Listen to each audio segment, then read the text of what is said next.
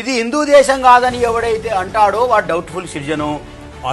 ఈ doubtful citizens అందరినీ కర్ణాటకకో, ఒరిస్సాకో, లేకపోతే పశ్చిమ బెంగాల్కో తరలిస్తాము. వీళ్ళందరినీ ఒక దగ్గర క్యాంపు పెట్టేస్తాము.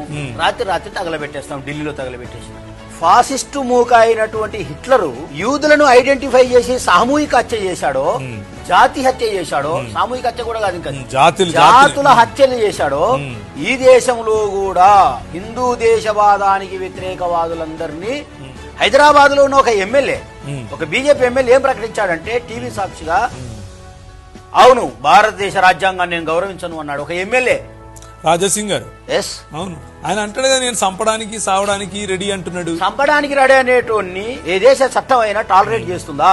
అదే వ్యక్తి ఏమన్నాడు తెలుసా, ఈ దేశం చూస్తున్నాడు మీరు అన్న టీవీలో కోట్ల మంది ప్రజలు చూస్తుంటే నా దగ్గర ఎవిడెన్స్ ఉంది.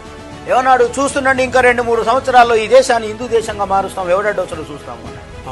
అంటే ఆర్ఎస్ఎస్ బీజేపీ ప్రణాళికాయుతంగా ఈ దేశాన్ని హిందూ దేశంగా మార్చేటటువంటి ఒక కుయుక్తి ఉన్నది.